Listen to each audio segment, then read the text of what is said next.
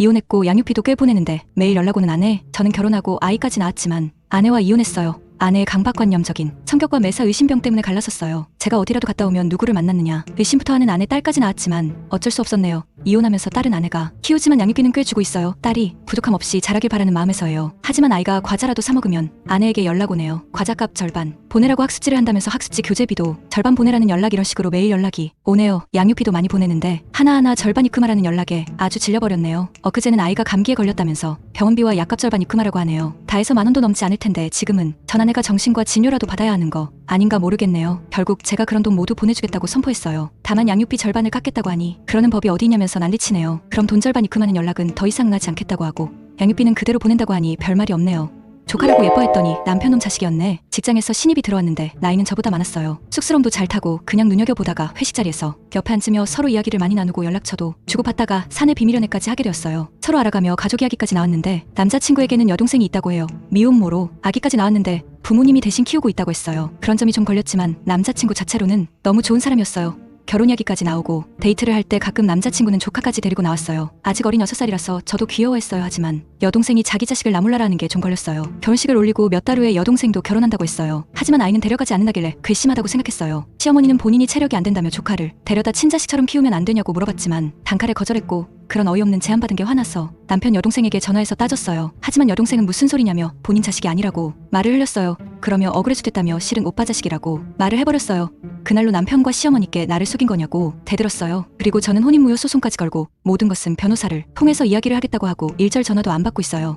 잠들면 깨우는 남편 어떻게 해야 하죠? 안녕하세요. 결혼 3년차 아내예요. 제가 만성 비염으로 코골이가 좀 심한 편이에요. 그래서 각방을 쓰자고 먼저 제안했는데 남편은 괜찮다고 꿋꿋이 옆에서 잔다고 해요. 피곤해서 먼저 잠들면 코를 고는데 그럴 때마다 남편은 저를 깨워요. 그것도 기분 나쁘게 귀에다가 소리를 지르거나 놀래키면서요. 그래서 하지 말라고 다른 방에서 자라고 해도 절대 다른 방으로 안 가고 제가 다른 방으로 가면 따라와요. 저는 잠이 너무 중요한 사람이라 편하게 자고 싶은데 남편이 자꾸 깨워서 너무 스트레스 받아요. 지금도 깨워서 다른 방에 왔고요. 잠이 다 깨버렸어요. 7시에 일어나야 하는데 너무 짜증나요? 이것도 이혼 사유가 되나요?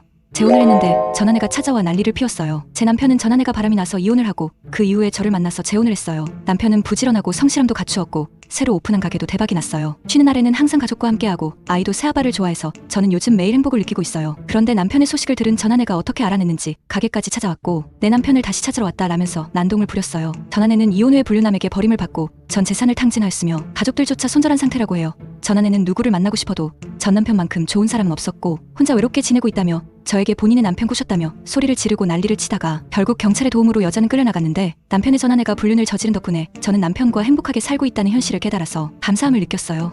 제가 직장을 그만둔다고 하자 미쳤냐고 난리친 남편. 너는 왜 직장 그만뒀냐? 저는 마케팅 회사를 다녔는데 친구의 소개팅으로 지금의 남편을 만났어요. 남편과 저는 직장 생활을 하며 돈 관리는 따로 했어요. 각자 생활비를 내며 살았는데 제가 다니는 회사가 경영난 악화로 희망퇴직자를 모집한다길래 저는 개인적으로 SNS를 통한 사업을 해보고 싶어서 직장을 그만두기로 하고 남편에게 말했어요. 하지만 남편의 반응은 충격적이었어요. 미쳤냐고까지 하며 생활비는 어떻게 할 거냐고 외버리는 말도 안 된다고 흥분을 했어요. 저는 어떻게든 돈을 벌어 생활비는 낼 거라고 하니 남편은 절대 돈 안 낸다면 친정에서라도 받아오라고 하며 일단락됐어요. 이 일을 계기로 저는 남편에게 정 떨어졌어요. 저는 일단 공구부터 시작해서 마케팅 경험을 살려 홍보도 하며 돈을 벌기 시작했는데 직장 다닐 때보다 3배는 더 벌게 되었어요. 제가 사업이 잘 되니 남편은 제 수익을 보고 놀래더니 어느 날 남편은 본인이 선배들 눈치 보기 힘들다면서 대뜸 사표를 냈다고 했어요. 저는 어이없어서 생활비는 한 달이라도 빼줄 수 없다고 돈이 없으면 시댁에서라도 받아오라고 으름장을 놓았어요. 남편은 화가 난 눈치였지만 본인이 한 말이 있어서 아무 말 못하더라고요. 남편은 본인도 사업을 한다고 하며 돈 좀 투자해주라고 했지만 전 단칼에 거절했고 지금은 생활비를 빼먹지 않고 내고 있지만 혹시 안 내면 집에서 쪼져버릴 생각이에요. 책임감 없이 직장을 그만둔 남편 가만두지 않을 거예요.